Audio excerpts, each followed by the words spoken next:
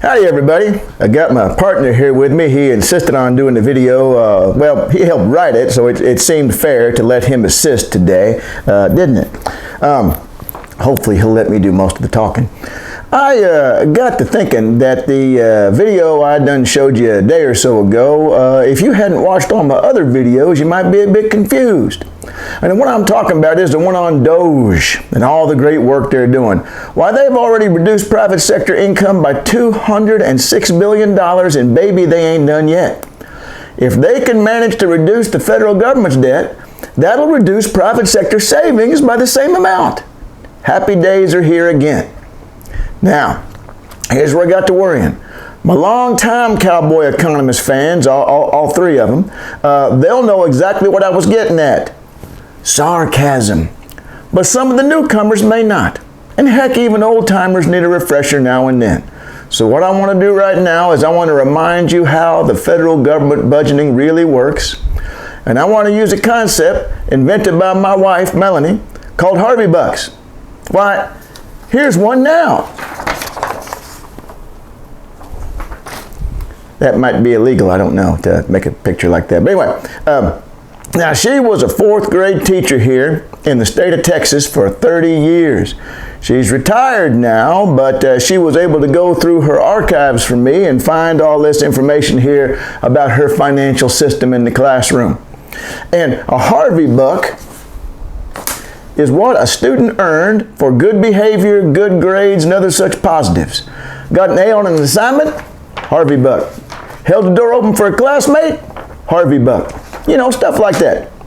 Now, that makes the Harvey Bucks a trophy or a badge of pride, but it does not make them money. And if that's all there was to the story, students might have been willing to accumulate a few Harvey Bucks up to a point, but that's really about it. However, if you were one of Melanie's students, you could actually exchange your Harvey Bucks for cool stuff. She even found the price list for me right there. Treat. Reach in the treat bag for $2. Chips, $5, and so on down the list right there, right? So she could, one of her students could turn all these things in, and turns out that's really just about the same thing that our federal government does. They do the exact same thing, except they print their money up on a keyboard instead of on a piece of paper, all right? And they use the money that they print up at the federal government to buy things like F-35s or to pay Marines or to cover the maintenance costs on the Washington Monument, things like that. They use their America Bucks, like I like to call them, for anything they want, including giving everyone a check during COVID or paying for World War II. And they don't need to borrow that money any more than Melanie did when she issued a new Harvey Buck. She just walked down to the copier, stood in line, hoped it wasn't broken, reloaded paper, and printed some more. And the students were anxious to earn Harvey Bucks because they knew you could exchange them for cool stuff. But why are you anxious to accept America Bucks? Why do you want these things, right? Because they're the only thing the Treasury accepts on April 15th.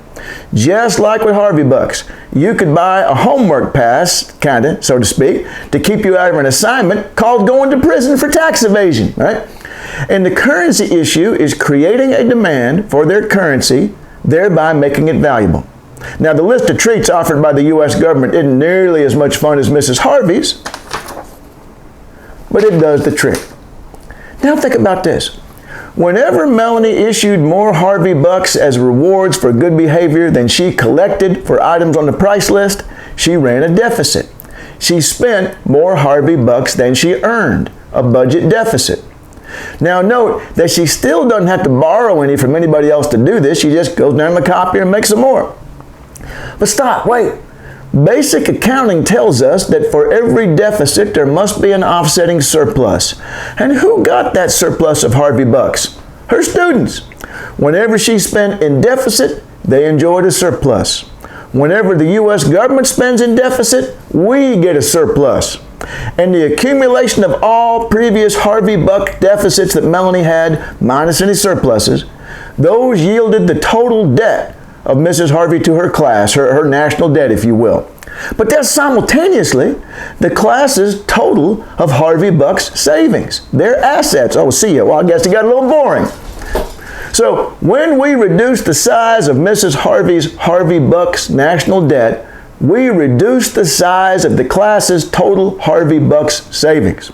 That's the same thing happened to the U.S. private sector back when the government reduced the national debt at the end of the Clinton administration.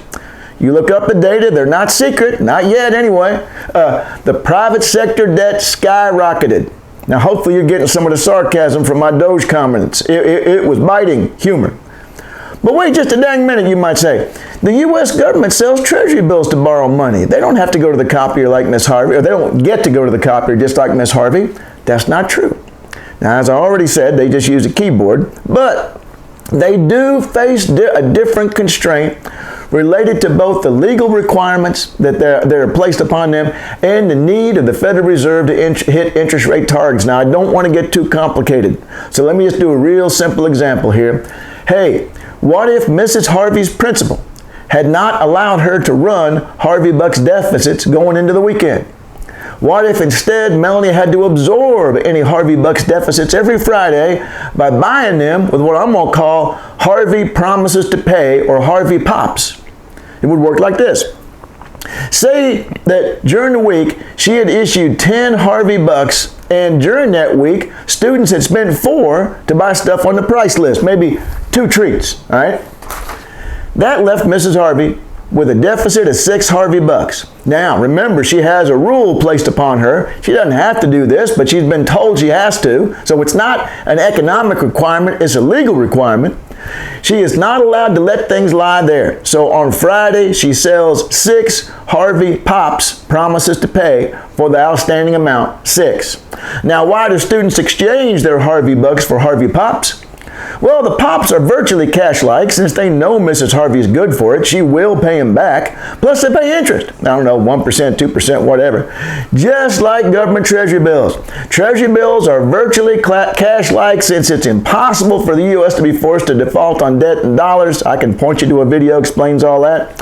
Plus, they pay interest.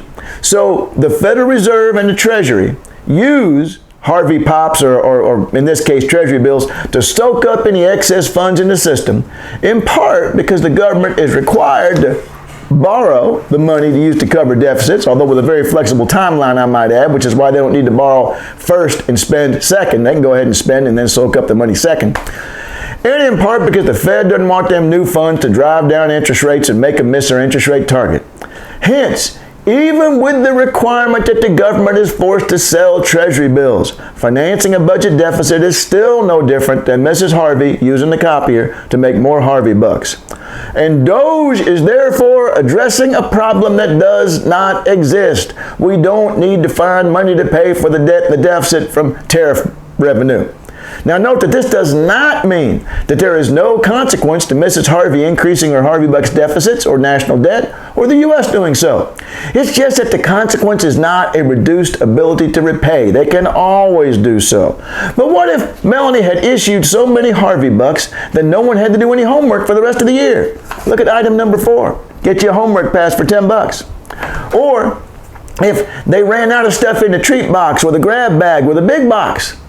Or the entire school was having lunch in her classroom. Which one is that there? Let's see here. Oh, Caramel was their class guinea pig. Let's see here, sitting next to a friend. Eat in the classroom with 2 friends.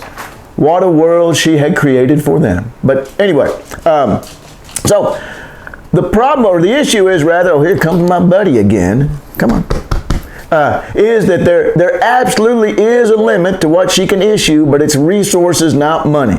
You issue money with an eye towards resources. And remember, that includes the intent to activate idle resources. But the ability to repay is never in question. So don't let them damn Republicans or Democrats tell you any different. And Mrs. Harvey, thank you for your service.